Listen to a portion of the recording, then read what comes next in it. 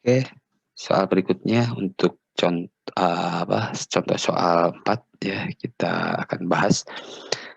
Saya sengaja perkecil biar bisa selesai semuanya dalam satu slide ini. Oke, kita jawab untuk pembahasan yang contoh soal contoh soal 4.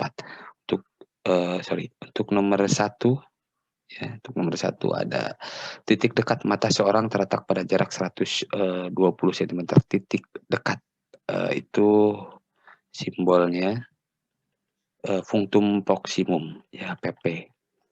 Itu 120 cm di depan matanya. Untuk melihat dengan jelas suatu benda yang terletak 30 cm di depan matanya, berarti yang ditanyakan di sini adalah SN-nya ya, diketahui SN-nya itu 30 cm. Berapa kekuatan lensanya? Jawab, kekuatan lensanya berarti 100 dibagi dengan SN dikurangi dengan 100 dibagi dengan PP, punctum proximumnya. Jadi P sama dengan 100 dibagi 30 dikurangi dengan 100 dibagi dengan 120. Atau kita samakan dulu penyebutnya, kali 4 ya, 400 dikurangi 100 dibagi dengan 120. Jadi 300 dibagi dengan 120 ya. Kita coret dulu. Berarti kita bagi dengan 3 ya, 10 per bagi 3, 4. Berarti 2,5 dioptri. Gitu ya. Kemudian selanjutnya nomor 2. Seorang hanya mampu melihat jelas benda di depan matanya paling jauh 100 cm. Berarti ini diketahui dia memiliki cacat mata miopi. Jadi punctum remotumnya paling jauh 100 cm. Berapakah kekuatan lensanya? Oke, jawab. Kekuatan lensa itu min 100 per PR. Berarti min 100 per 100. Artinya min 1 dioptri. Oke, yang nomor 3, dari jarak 16 meter seorang fotografer menggunakan, diketahui dari jarak 16 meter ya. Ini S1 anggap, ini F1-nya 500 mm. Nah, untuk memotret seekor badak, berapa jarak fotografer dari badak agar ia dapat menghasilkan bayangan yang sama itu artinya perbesarannya sama ya. Jika ia menggunakan fokus, berarti F2-nya sama dengan 50 mm. Jadi kita coba solusinya.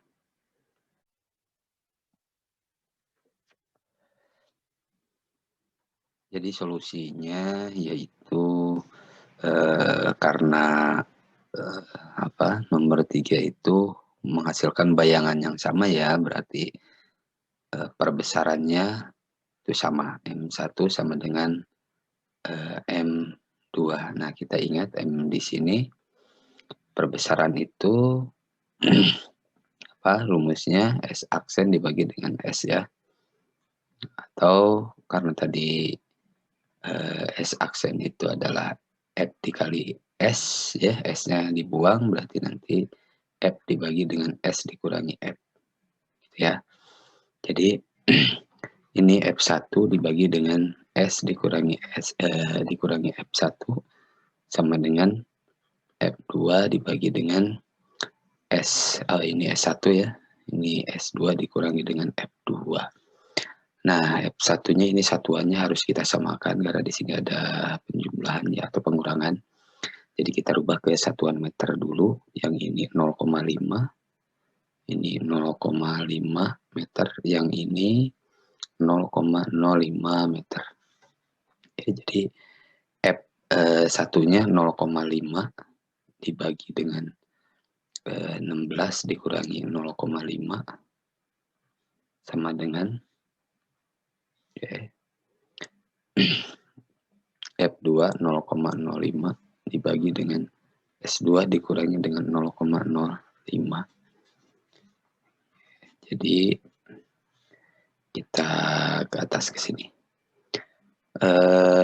Ini kita kali 100 berarti 50, ini kita kali 105 ya. Berarti ini 50 per yang ini 16 kurangi 0,5 itu 15,5 sama dengan berarti ini 5 per S2 kurangi 0,05.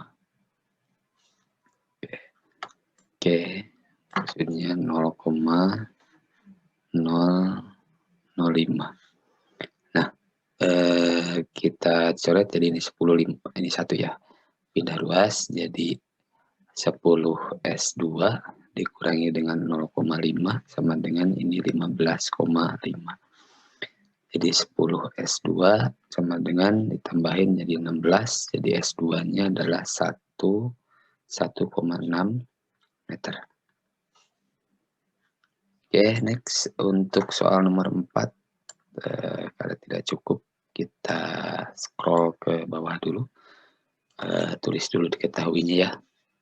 Di sini nomor 4 diketahui sebuah loop digunakan untuk melihat sebuah benda, jarak fokusnya itu 5 cm dan keadaan mata tidak berakomodasi, berarti ini akomodasinya minimum. Tentukanlah perbesarannya. Oke. Jadi karena akomodasinya minimum, jadi perbesaran itu sama dengan SN dikurangi F saja ya. Nah, SN itu 25 cm, F-nya 5, berarti ini 5 kali. Oke, nomor 4 mudah ya. Nomor 5, sini kita tulis diketahuinya. Panjang fokus lensa objektif dan okuler sebuah mikroskop berturut-turut. Nomor 5, 10 cm berarti diketahui fokus objektifnya 10 cm, fokus okulernya 5 cm.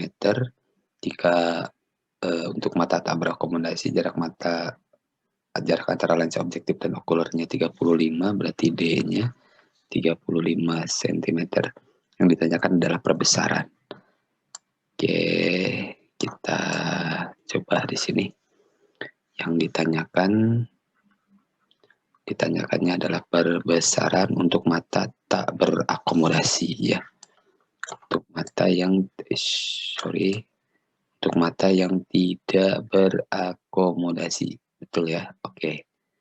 Kita pastikan dulu ini matanya tidak berakomodasi, berarti akomodasinya minimum. Oke, next ya. Kita tulis solusinya. Karena perbesaran total itu, ini maksudnya perbesaran total begini ya. Total itu objektif dikali dengan perbesaran okuler. Nah, perbesaran objektifnya itu SOB aksen dibagi dengan SOB dikali dengan, karena minimum 25 langsung SN-nya. SN-nya 25 kalau tidak diketahui dibagi dengan FOK. Oke, kita butuh SOB aksen dan SOB. Oke, ini langkah pertamanya ya. Jadi karena minimum D-nya itu berarti SOB aksen ditambah dengan FOK karena ini akomodasinya minimum. Berarti SOB aksennya D-nya itu 30. Saya tulis dulu D dikurangi dengan FOK.